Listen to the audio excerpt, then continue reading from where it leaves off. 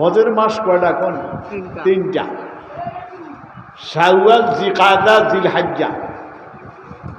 আজকে এটা কি কোন? জিলহজ শুরু হয়েছে। কি শুরু হয়েছে কোন? এখন যদি কেউ হস্ত করেন, হজ তৈল 9 তারিখ থেকে নিয়া 10 তারিখ পর্যন্ত 3 দিনে না হজের কামন, 3 মাস কি লেগে হজর রাখি। কুরআন শরীফের মধ্যে আছে হযরত ইব্রাহিম আলাইহিস সালাম নূহ আলাইহিস সালামের ফলবনের সময় যখন ফ্লাড হয়েছে, হেরেম শরীফ যে ছিল এটাও কি হয়ে গেছে, কোন শেষ হয়ে গেছে। তা আল্লাহ পাক হযরত ইব্রাহিম আলাইহিস সালামকে বলছে, তুমি ওই চিহ্ন দাগ চাই সেখান থেকে কি করো, আল্লাহর ঘর তৈয়ার করো। তো যখন ঘর তৈয়ার করা শেষ হয়েছে, ও আদ্দিন ফিন্নাস, যখন আল্লাহরে বলছে, আল্লাহ আপনার ঘর তো বানান শেষ হয়ে গেছে, তুমি ডাক দাও মানুষের হজের জন্য। শুনছেন অবস্থা কোরআন শরীফ, ওয়াদ্দিন ফিন্নাস বিল হজ। এই কোরআনের মধ্যে আল্লাহ পাক বলেন, হে ইব্রাহিম মানুষের কিসের ডাক দাও বলেন? হজের ডাক দাও। তো ইব্রাহিম আলাইহিস সালাম বলে, হুজুর আল্লাহ আমি হইলাম আওয়াজ দিব, সারা পৃথিবীর মানুষ কেমনে আমার আওয়াজ শুনবো? তখন বলে, তুমি আওয়াজ দাও, শুনানের মালিক আমি আল্লাহ। তাফসিরে ইবনে কাসির আল্লামা ইমাদউদ্দিন দামাশকি রাহমাতুল্লাহ আলাইহি লেখেন, উনি যে ওয়াজ্জিন করে ডাক দিছে, কে কোন ওইটা ডাক দিছে? পাহাড়ের মধ্যে কোনটা? আবি কোবাইস এক পাহাড় আছে, এটার মধ্যে উঠটা আরেকটা পাহাড়, এরকম উঁচু জায়গার মধ্যে উঠটা কি ডাক দিছে? কোন হজের, হজের ডাক দিছে। কে ডাক দিছে? কোন? তাফসিরে ইবনে কাসির, যেটা সৌদি, দুবাই, কাতার, আরব দেশে বেশি গ্রহণযোগ্য।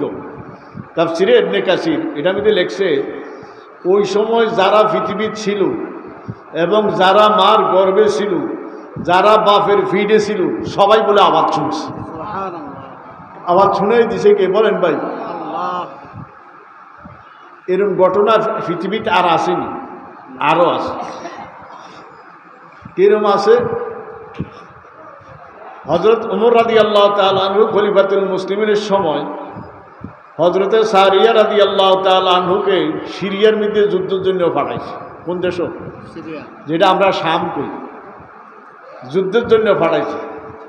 কে পাঠাইছে? হযরত ওমর রাদিয়াল্লাহু তাআলা আনহু। তো যুদ্ধ তো হইতেছে, একদিন জুমার খুতবা দিতেছে।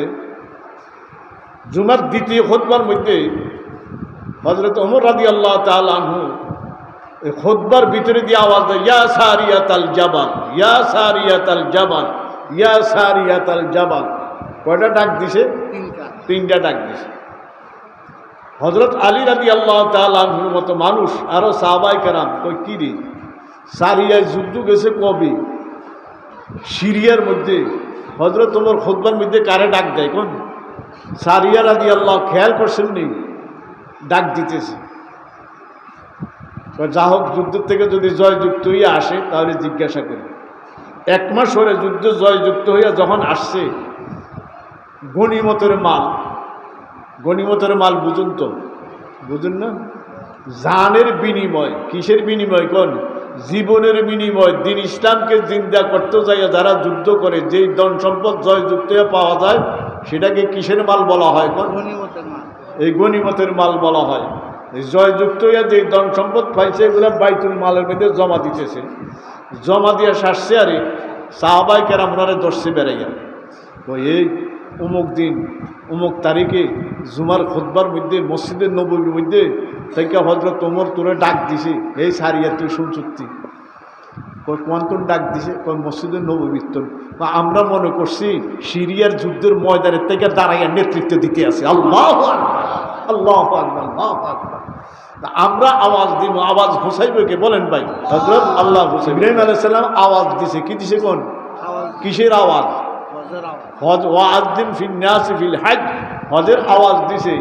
এই আওয়াজ আল্লাহ পাক সারা পৃথিবীর যত মানুষ আসবে, যত মানুষ চলে গেছে, প্রত্যেকের বলে রুহুর জগতে, দুনিয়ার জগতে, ফেরের জগতে, প্রত্যেকের কানের মধ্যে আওয়াজ পৌঁছে গেছে।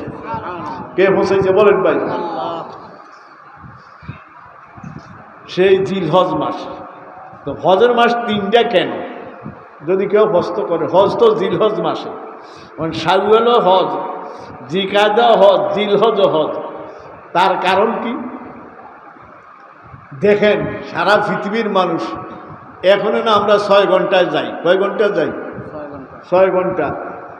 সৌদি আরবের প্লাইনে উঠলে, সৌদি এয়ারলাইন্সে উঠলে 5.5 ঘন্টাও পৌঁছে। আমাদের দেশে একটু দেরি হয়। আর যারা আগে পানির জাহাজে যারা হজে গেছে, কত মাস লাগতো যাইতে আইতে? 1 মাস। কয় মাস লাগতো কোন? 1 মাস। এরকম সারা পৃথিবীর মানুষ আল্লাহ সুবহান আসতে সময় লাগে। এই কারণে আল্লাহ পাক কয় মাস টাইম দিছে কোন? 3 মাস। আল্লাহ সুবহান, আল্লাহ আমাদেরকে হজ করতে তো চায় না। কথার প্রসঙ্গে আসছে একটু বলি। বুখারী শরীফের হাদিস, মান হাজ্জা লিল্লাহ ওয়ালাম ইয়ারফাস ওয়ালাম ইয়াফসুক কারাজা ইয়াউমিন ওয়ালাদাত উম্মুহু। বুখারী শরীফ।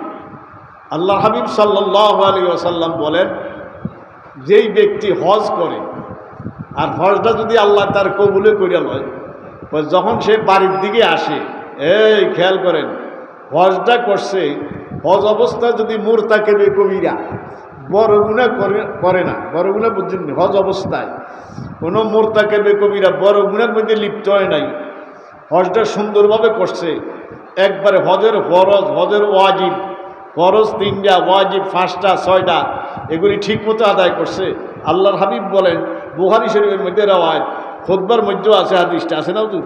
যখন সে বাড়ির দিকে রওনা দেয়, রাজা ইয়াউমিন ওয়ালাদাত উম্মুহু, আজকে একটা নবজাত শিশু যেরকম নিষ্পাপ, ওই ব্যক্তির নিষ্পাপ হয়ে বাইতে। আপনারা আরেকটা কথাও জানেন, আমাদের দেশের মানুষ হজ বুঝে না। কি বুঝে না কোন? আর জাকাত বুঝে না। হজ আর জাকাতটা কিছু কিছু বুঝে, হজটা মোটেই কে না কোন? 6 লাখ যাবে গিয়া, 7 লাখ যাবে গিয়া, ঠিক নি বলেন ভাই? এই চিন্তা শুনেন,